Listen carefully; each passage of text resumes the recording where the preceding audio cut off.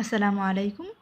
NH4 plus এবং NH4Cl গঠন, আসলে এই দুটো গঠন কিন্তু একই সাথে আপনাকে বুঝতে হবে, কারণ NH4 এর গঠনের ভিতরেই সব উত্তর লুকায়িত। কিন্তু এই গঠনটা ভিতরে কয় ধরনের বন্ধন আছে আমি একটু দেখি।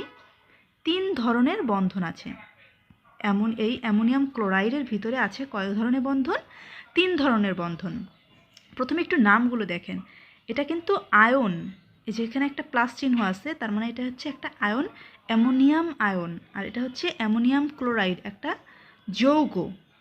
ঠিক আছে? সো এইটার ভিতরে তাহলে এই যৌগটার আমি গঠন দেখাবো। দেখবেন যে এই যৌগটার গঠনের ভিতরে সব গঠন আপনি 1 বাই 1 দেখতে পাবেন। তাহলে চলুন শুরু করি। সো 1 নম্বরে আমি দেখাবো অ্যামোনিয়া। এটার নাম হচ্ছে অ্যামোনিয়া। এই অ্যামোনিয়ার গঠন আমি প্রথমে দেখাবো।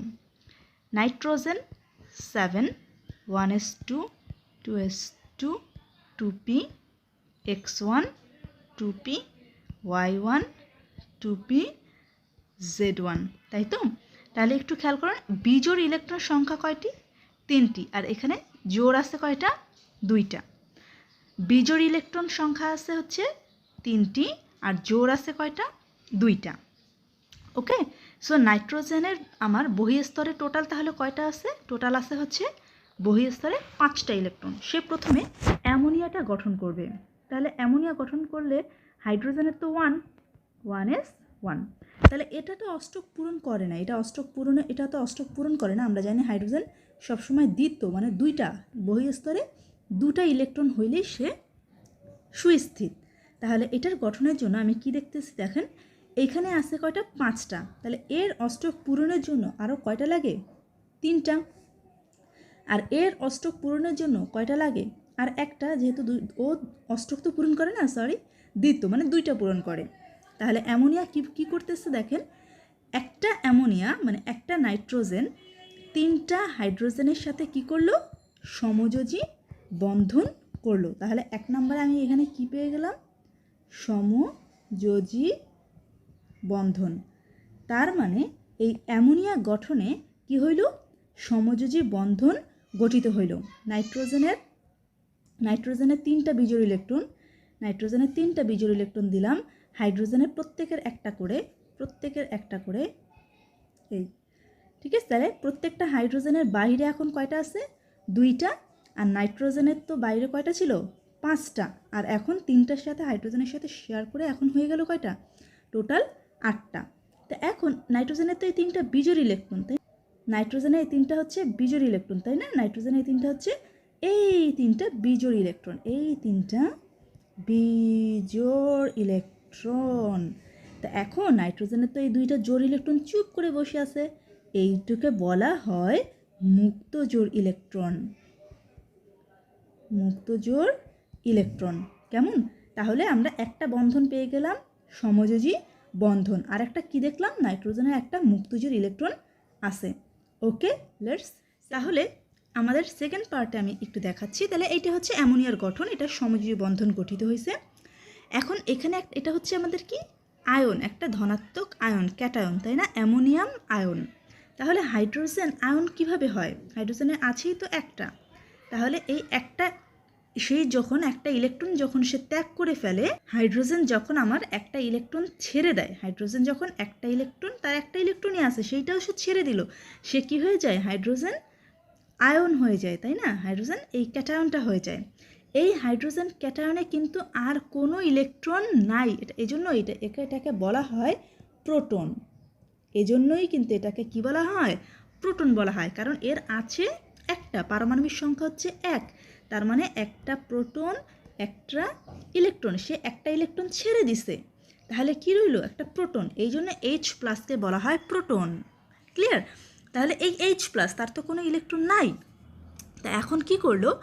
এই যে নাইট্রোজেন, সে চুপ করে বসে আছে, নাইট্রোজেনের মাথায় একজোড়া সুন্দর মুক্তজোড় ইলেকট্রন আছে।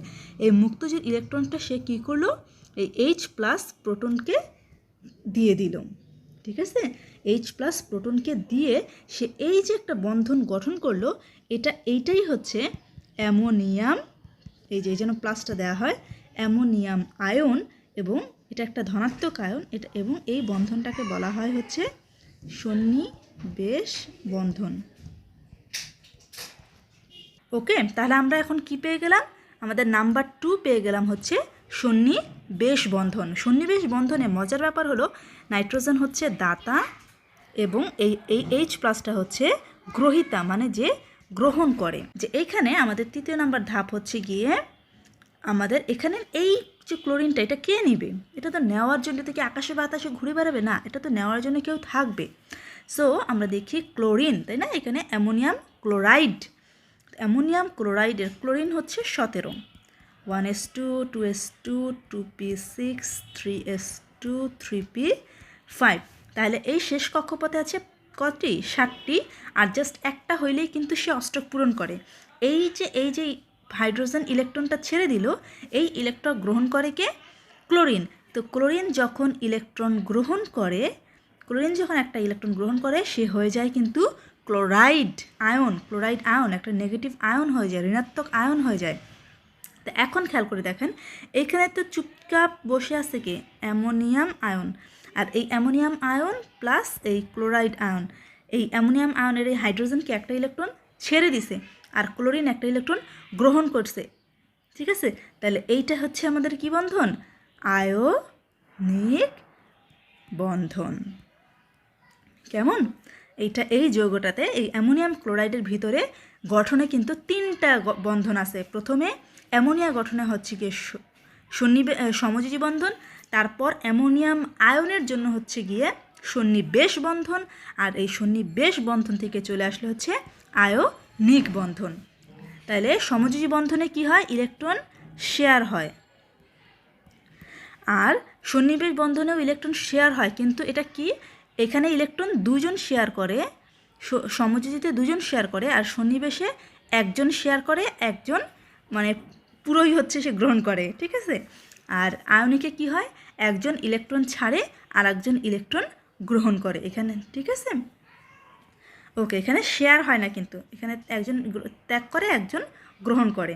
ওকে, শেয়ার হয় হচ্ছে সমযোজীতে, আর সন্নিবেশে 1জন দাতা 1জন গ্রহীতা। ওকে, এ পর্যন্তই। আল্লাহ হাফেজ। Thank you everyone.